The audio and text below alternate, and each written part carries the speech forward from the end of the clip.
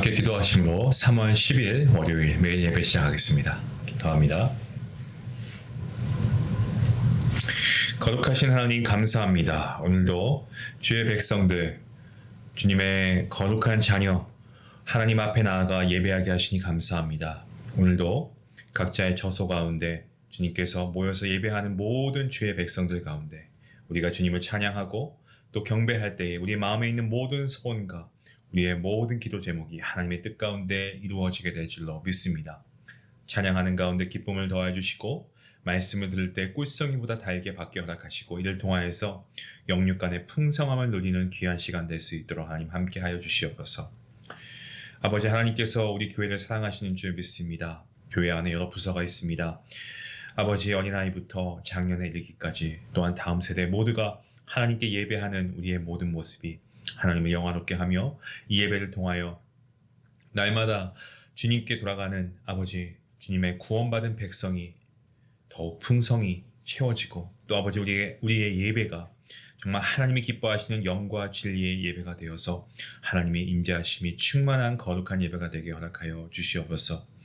하나님 이 시간 우리 사랑하는 성도님들 주님께서 함께해 주시고 우리 교회의 다음 세대 정말 하나님 믿음의 날마다 성장할 수 있게 원하고 주님 은혜 가운데 귀한 말씀의 부흥이 있기를 소원합니다. 하나님 우리가 이를 위해서 함께 기도하게 하시고 온 교회가 올 한 해 저희가 잃어버린 영혼들을 위해서 함께 기도하고 있사오니 주님께서 우리에게 맡겨주신 영혼들 이들을 위해서 기도할 뿐만 아니라 주님 앞에 함께 와서 예배할 수 있는 아버지 그러한 귀한 은혜도 허락하여 주시옵소서.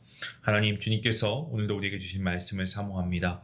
주님 우리의 마음 가운데 정말 말씀의 사모함과 간절함을 도와주시옵시고 오늘도 이 말씀이 우리가 살아가는데 귀한 믿음의 자양분이 될 수 있도록 하나님 은혜 베풀어 주시옵소서. 감사하며 예수님의 이름으로 기도합니다. 아멘.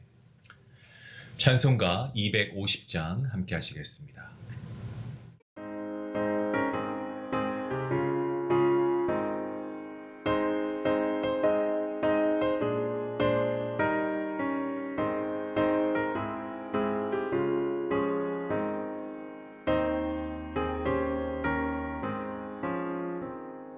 구주의 십자가 보혈로 죄 씻음 받기를 원하네. 내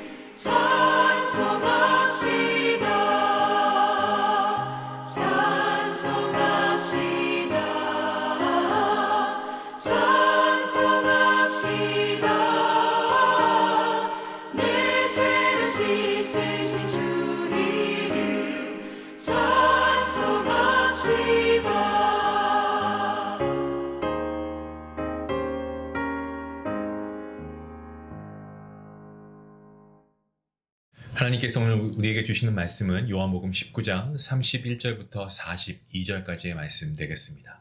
함께 말씀을 읽도록 하겠습니다. 이날은 준비일이라.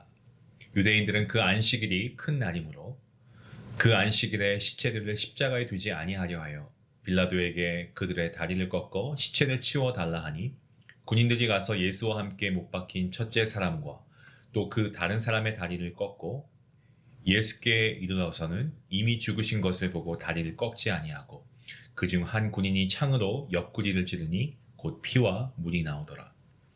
이를 본 자가 증언하였으니 그 증언이 참이라. 그가 자기의 말하는 것이 참인 줄 알고 너희로 믿게 하려 함이니라. 이 일이 일어난 것은 그 뼈가 하나도 꺾이지 아니하리라 한 성경을 응하게 하려 함이라. 또 다른 성경에 그들이 그 찌른 자를 보리라 하였느니라. 아리마대 사람 요셉은 예수의 제자이나 유대인이 두려워 그것을 숨기더니 이 일 후에 빌라도에게 예수의 시체를 가져가기를 구하매 빌라도가 허락하는지라. 이에 가서 예수의 시체를 가져가니라. 일찍이 예수께 밤에 찾아왔던 니고데모도 몰약과 침향 섞은 것을 100리트라쯤 가지고 온지라.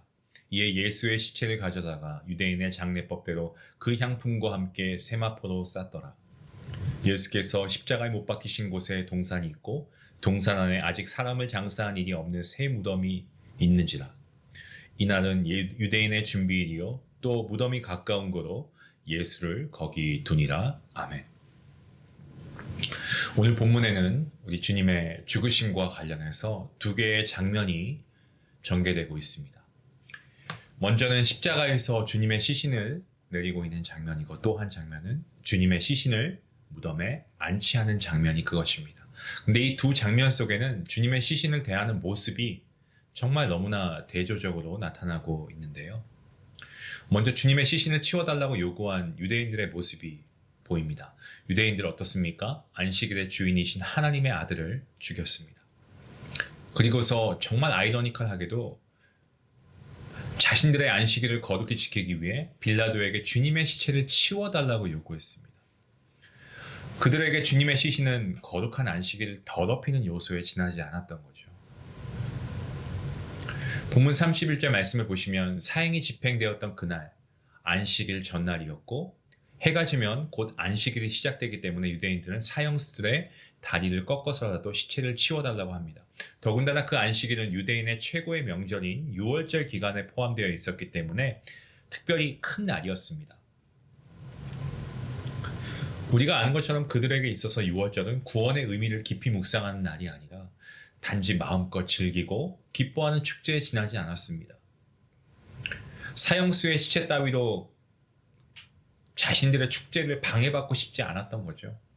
시체를 꺾었다라고 했는데 시체를 꺾는 이유는 십자가 사형수들의 죽음을 앞당기기 위해서 그렇습니다. 십자가에 매달리게 되면 숨을 쉬기 어려운 상태에서 조금씩 질식하면서 고통스럽게 죽어갑니다. 이 숨을 계속 쉬기 위해서는 못 박힌 발을 이용해서라도 몸을 들어 올려야 하는데, 쇠 망치로 다리를 꺾어버리면 숨을 쉴 수가 없게 되고 더 빨리 죽는다라고 합니다. 정말 잔인하죠. 빌라도의 명령대로 군사들은 사형수들의 다리를 꺾기 시작했습니다. 주님을 제외한 다른 두 사람의 다리를 꺾은 군사들, 주님께서 이미 죽으신 것을 확인했습니다. 주님의 죽음을 확인한 군사들 어떻게 합니까? 주님의 다리뼈를 꺾는 대신에 긴 창으로 우리 주님의 옆구리를 찔러서 주님의 죽임을 재확인했습니다.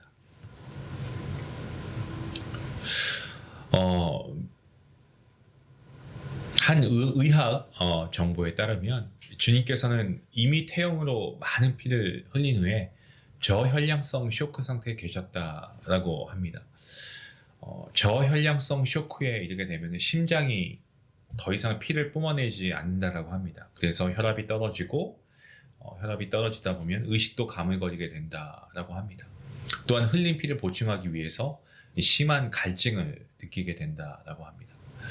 십자가에 못 박히신 주님, 너무나 고통스러우시고 너무나 소진된 나머지 숨을 쉬기 위해서 다리조차 밀어 올릴 수 없는 상태에서 결국에는 죽음을 맞이하셨습니다.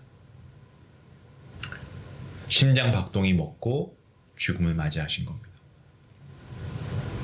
이때 심장 주위와 폐 주위에 액체가 고이게 되는데요. 이것을 늑막삼출이라고 한다고 합니다. 혹은 심낭 삼출, 늑막 삼출 같은 말인데 그렇게 부른다고 합니다. 로마 군인들이 주님의 옆구리를 찌를 때 뿜어져 나온 이 물과 피가 있는데요. 그것은 바로 이와 같은 의학적인 사실을 뒷받침하고 있는 겁니다. 주님의 십자가의 죽음을 똑똑하게 목격한 증인이었던 이 요한의 증거는 정말 우리 주님께서 얼마나 처참하고 고통스럽게 죽으셨는가 그것을 잘 보여주고 있습니다.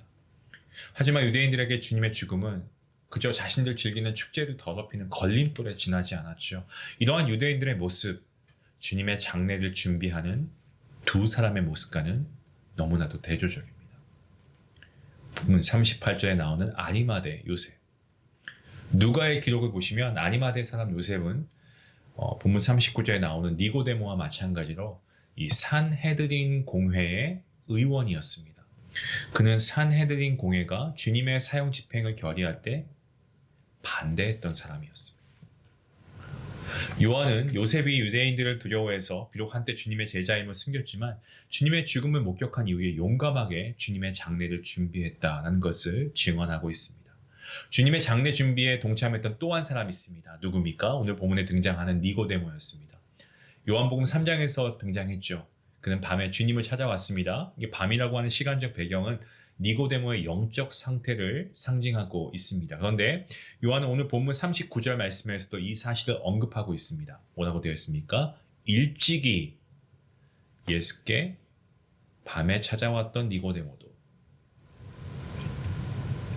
요한은 니고데모가 밤에 찾아왔던 사실을 분명히 기억하고 있었습니다. 그때 주님은 니고데모가 산헤드린 공회의 의원이었고 이스라엘의 선생이었습니다마는 구원이 무엇인지 모르고 있는 니고데모를 책망하셨죠.